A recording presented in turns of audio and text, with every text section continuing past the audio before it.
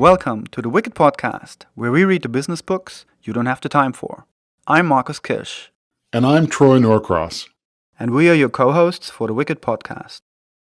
Hello and welcome to the Wicked Podcast, and we're at episode 100, and I have a very special double episode for you with Doug Powell, the man who brought 3,000 designers to IBM and made it a design-led company.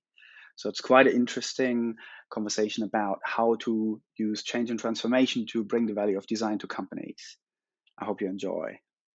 Before the interview, a quick word from our very first sponsor, Zencastr. We use Zencastr for all our audio and video recording, and it's a very nifty tool that splits up all the channels for very easy editing. Zencastr is used by 10% of all active podcasts.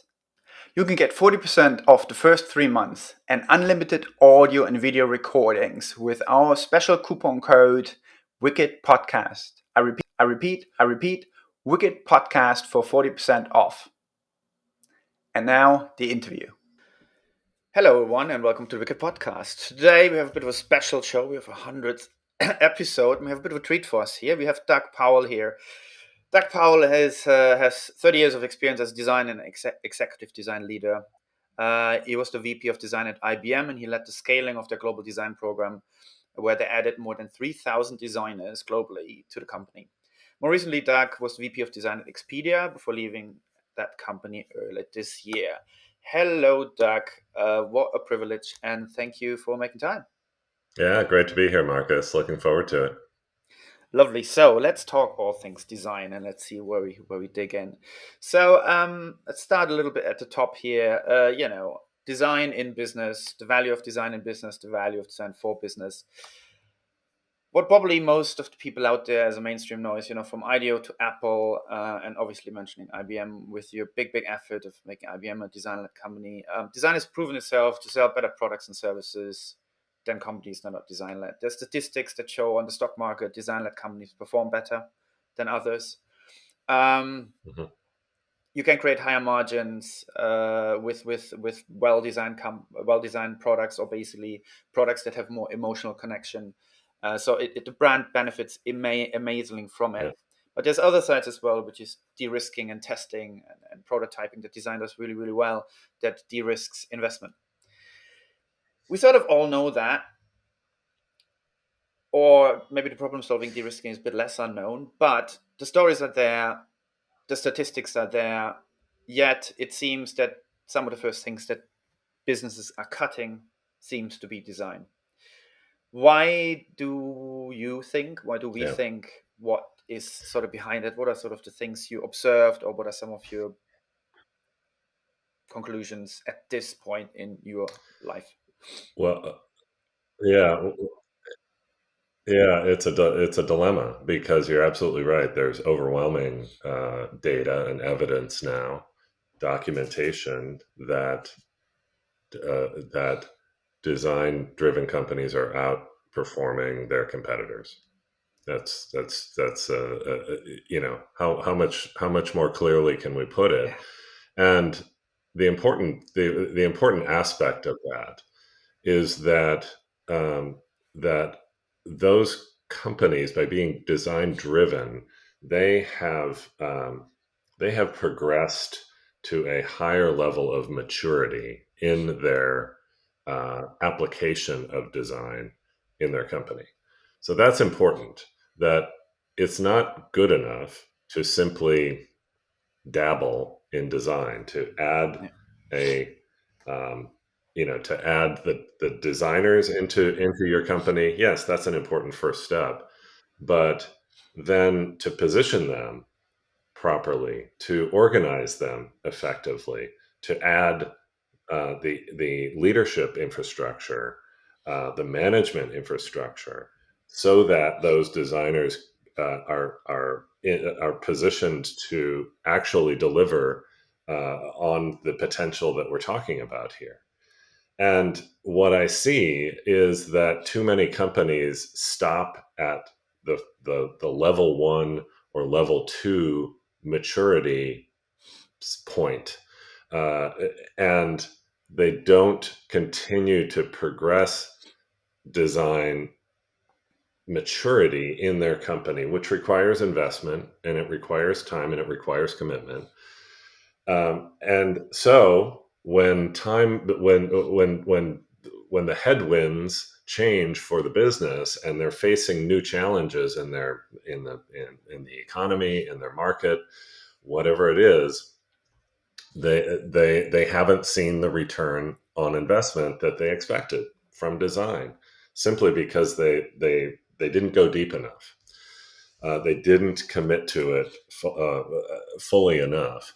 And so it's an easy choice at that point for a business to say, well, we've got to make some tough choices, and design isn't delivering, so that's going to be the first thing to go. So that's interesting, because there's at least 2, 3 things here, right? And the last one that you mentioned definitely came up just talking. I was just talking 2 weeks ago to a CEO I used to work for last year, and she said the same thing. Really big supporter of design and experiences, but saying, look, it just takes a bit too long for design to prove itself, right? So there's just one thing, and at the same time, I'm looking at it. Yeah, is it or is it not? Because I've been in projects. We've both been in big change and transformation projects. I've been in projects where we managed to spin up a team and run a pilot, and in 3 months we showed what the difference is, right? We showed that problems are wrong assumptions. We showed that there's gaps that you can fix to the sound of a couple of million. So there's significant numbers in there that sometimes you could do in 3 months. But obviously, the example, for example, I talk about was quite a luxury because everything was brilliantly set up around it, right? So that's one of the rare cases, but it's doable. The other thing then, going exactly to that, when you're saying, when he first explained it, said, look, there's phase 1 and 2, and likely in phase 3, when you really start integrating designers into teams and into deeper processes, that's when it really shows what it can do. Which then, for me, if I play devil's advocate, sounds, well, it sounds complicated, and it sounds like it takes a long time. So is design the only thing that is so complicated to do in business, or is there other ones, so therefore we're not alone? Or is it also, or is it maybe that businesses are just too impatient to give it 3, 4 years for these things to really manifest itself? Yeah, no, I think there is an impatience or an expectation that, or simply, businesses are under different types of pressure, that change is happening more rapidly than it ever has before. We know that the cycle of change. I mean, just look at the last 6 to 12 months, and the changes the tech changes that are present for us now, that were not really that had not really materialized 12 months ago. I mean, that's an indication. So the macro conditions for businesses are changing very fast. The competitive conditions are changing very fast. The tech conditions are changing very fast. So they're under pressure to if they're going to make investments in how their business operates, those investments also need to result in material changes, at that pace. That's the pressure that the business, as design leaders, we can't be, in my opinion, we can't be only saying, hold on, this is going to take 3 to 5 years before we see the results that you're expecting. That's not an adequate answer. That's not an answer Compelling that one. a business leader, that a CEO is going to say, oh, sure, yeah, we'll give you 5 years. So we need to be breaking down what we deliver into. We need to be analyzing that differently than I think we do. That CEO is looking at their bottom line. They're looking at revenue, and that's their primary metric. It's going to take. I mean, it's really hard to prove that design impacts bottom line revenue for any company. There's just so many factors at play. So what we have to do as design leaders is say, okay, here are 10 other ways that design is having a positive impact, a measurable impact on how your business is working.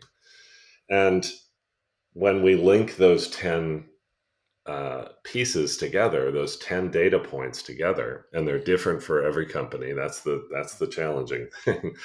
When we link those together, that can be a very compelling story for a CEO or a general manager or a business product product SVP or whoever it is. Absolutely. Yeah, I mean, um, let me go to. I mean, these finding these small, quick things, like I mentioned before, something that you can turn around in 3 months and prove a point to see, and you baseline, you show what it does, and again, it needs a setup, and the setup in alone, like the example I was talking about earlier at the Mhm. telco, it took more than half a year just to set it all up and put it all in place, and then we had sort of these 3 months to execute it on one example. Mhm. Those things really take time. So you take that together, and it's nearly 9 months, it's nearly a year, yet again. But the other thing that I'd like to talk about that Yeah. you would probably know a lot more about than I do. So years ago, and I think that there was even before we met a couple of years ago in Manchester. So the Forrester study that looked at design thinking, and 6 clients of IBM that had implemented design thinking looked in a very quantitative, very, very quantitative way Yeah. at those benefits. You probably know a bit more about the lengths of these, and the clients were all different sizes, the investments were all different sizes. Some were quite small compared to some of the projects we were involved in. Yeah. And they all strikingly showed at least it's worth its money. At the best of cases, I think it had a 500% or more kind of benefit to it, if not more. And those were still smaller numbers, Yeah. right? You can imagine bigger companies with bigger ecosystems will have more exponential impact potentially on some of these things. Super striking studies of Forrester, they went out there and did that independent from IBM. And it's the one I like to send to everyone wherever I go and say, no, look at it. This is one of the most striking pieces of evidence, quantitative evidence, what design does. But as design thinking goes, a lot more in the strategic and de-risking side rather in the make things pretty side. And I'm saying this obviously a bit snarky because that's what we hear as designers often, and we don't like to hear that. What can you tell me a bit about that, the study, the evidence there, and maybe also then looking a bit more, should we sell design a bit more as a strategic de-risking, and when at an early stage of a project, cost reduction to prevent massive cost increase later down the line. Yeah. Yeah. Yeah. So it was a fascinating study. A couple of just to restate your setup there.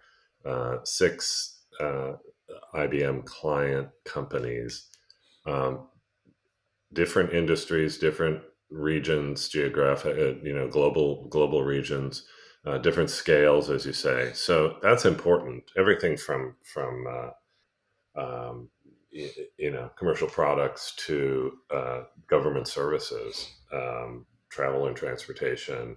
It's a wide range of industries, and that's not trivial. That's important because oftentimes we look at some of these case studies from from Apple. I mean, the classic, oh, it's my company doesn't make um, digital devices, so that's not going to work for my company. No, it's really agnostic to industry and to a certain degree to deliverable. At any rate, there were 3 basic components that were in place for each of these companies. One is that they had made a commitment and an investment in infusing a practice of design thinking. It happened to be based on the IBM kind of practice, which they call enterprise design thinking. That's a, a a dialect of most human-centered design practices that we're all familiar with. So they've made an investment to infuse that practice in their company cross-functionally. So not just designers, but all of those cross-functional roles are getting a base level of training and understanding about how to operate this way in a human-centered way. Secondly, there were in each of them an investment in designers in practicing designers, to be also embedded in that cross-functional ecosystem. So we have designers and we have cross-functional non-designers who understand the basic principles and behaviors of design thinking. And then the third component is active and engaged executive leadership. So that was an important piece as well, that there was an executive leader in that business that was an advocate for this way of working and that was actively supporting it. So those are the three kind of building blocks that need to be in place for this to take place. You could say, back to the earlier part of our conversation, that those are components of maturity, right? Mm-hmm. Each of those, you have designers, you have a design thinking practice or a human-centered design practice, and you have executive leadership. That gets you up to sort of the middle numbers in the maturity scale there, just by having those in place. So what did they find as they went deep into these companies?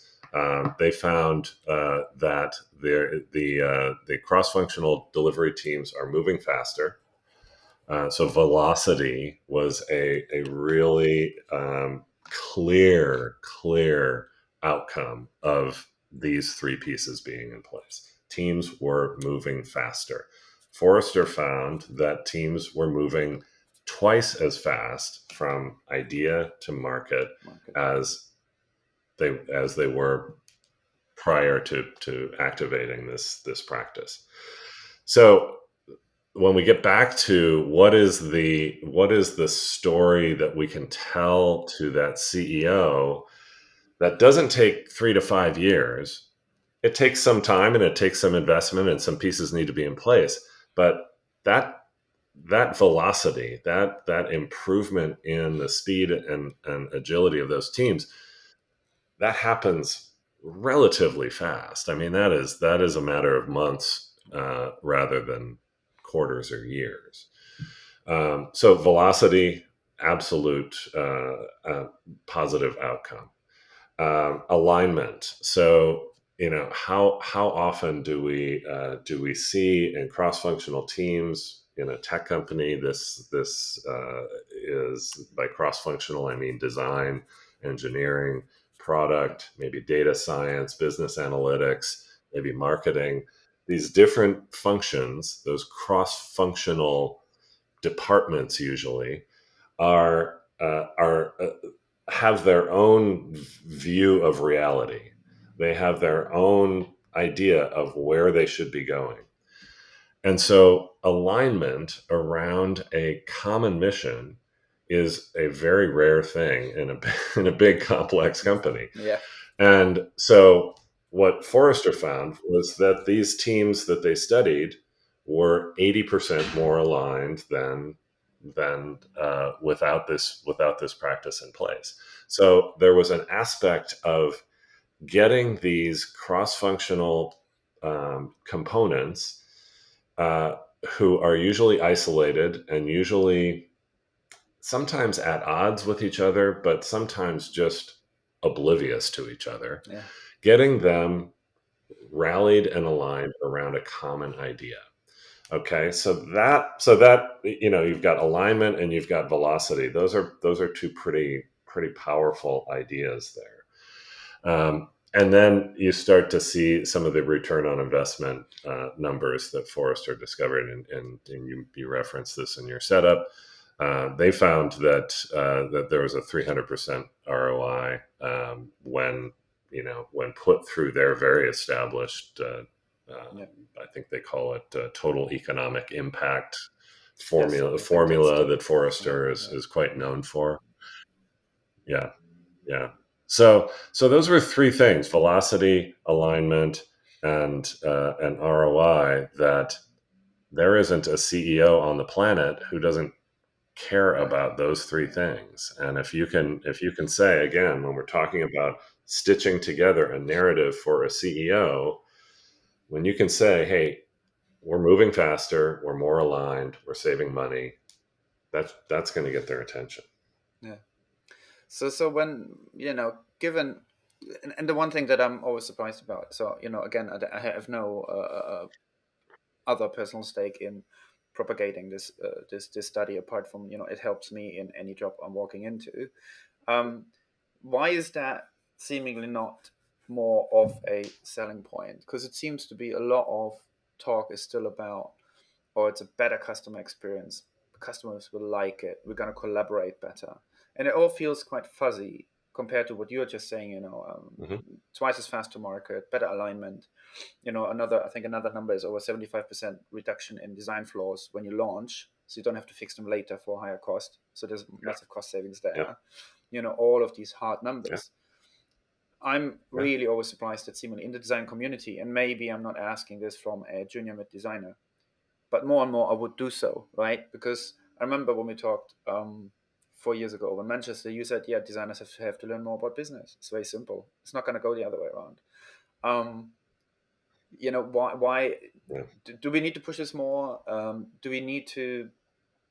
Does everyone need to be more familiar with that particular study and that way of selling and those kind of benefits, rather than the softer ones that I'm still seeing? Even, C-levels who are very supportive of us don't often know those harder numbers, right? To aim at. And I find that a bit of a narrative that seems to be lost, even so it's publicly out there. Well, I get back to a point that I made earlier about positioning design and design leaders in a positive way within large scaled companies. And part of what happens when you've got executive design leaders who are positioned properly is that they have access. It doesn't matter. We can have all the data in the world, Marcus. And if we don't have access to the C-suite so that we can actually even have the conversations that we're talking about, it doesn't matter. So that access and that positioning of leaders, design leaders, so that they can bring these stories to their business leaders, that's got to happen. And that is another component of maturity that we don't see enough of. We see companies hiring a bunch of junior to mid tactical designers and spreading them out into their product organization without any leadership in place, in a very tactical, very delivery oriented role. And that's level one. That is at best level one on the maturity scale. So, then we have a CEO saying, hey, design isn't delivering. And and you and I are saying, wait a second, you're not even close to tapping the potential that exists with this approach. So in that sense, are we talking a little bit about a chicken and egg situation here, right? So if I'm actually want to get a CDO, chief design officer or something, or CXO or something, if I want to get the C-level into my company, that's a big commitment, right? It's a potentially bigger investment because I'm really starting a bigger thing. Where I can imagine a lot of companies just going, look, I got 3 services products here. They need polish. They need to be better. They need to be up for scratch. That's all I need, right? So then, as you said, They're going to hire some designers, Yeah. put them in delivery, and tell them design it better, make it better. That's it. So there's not even there potentially even a strategic effort. So I'm not even talking about a strategic effort, let alone then the big leadership seat on the table. And the seat on the table, I would say I would invest in when I understand or I believe enough in the power of design. But I haven't proved it yet. So it's a bit of a chicken and egg, it feels. Do you think there's just this kind of thing where, you know what, in the end, you have to take the risk. You have to take the hit. It's it. You need to risk it. Like a lot of change and transformational investments are often exactly that, right? If I looked at a lot of business cases for other things, and in the end, if we look at the numbers, no one has any real proof here that this is going to work or not, right? So it's always a bit of a risk. So what?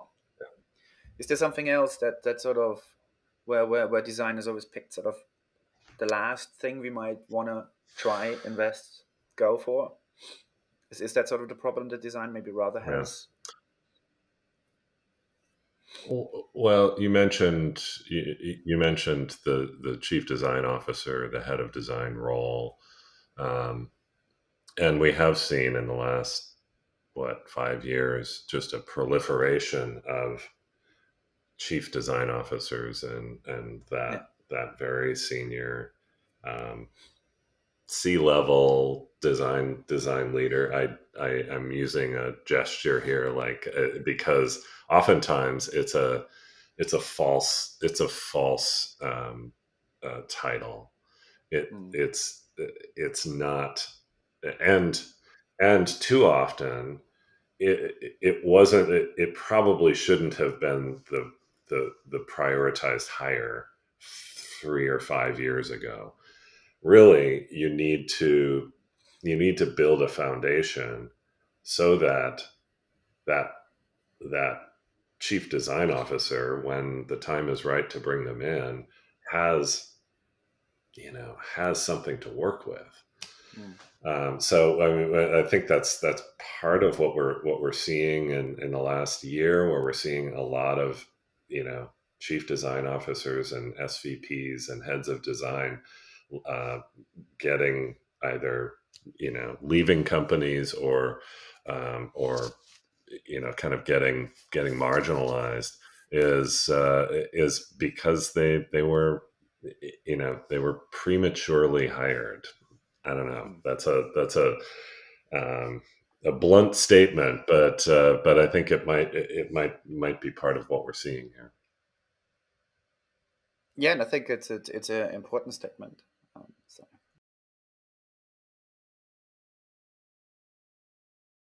You've been listening to The Wicked Podcast with co-host Marcus Kirsch and me, Troy Norcross. Please subscribe on Podomatic, iTunes, or Spotify. You can find all relevant links in the show notes. Please tell us your thoughts in the comment section and let us know about any books for future episodes. You can also get in touch with us directly on Twitter on @WickedandBeyond or @Troy_Norcross. Also, learn more about the Wicked Company book and the Wicked Company project at wickedcompany.com.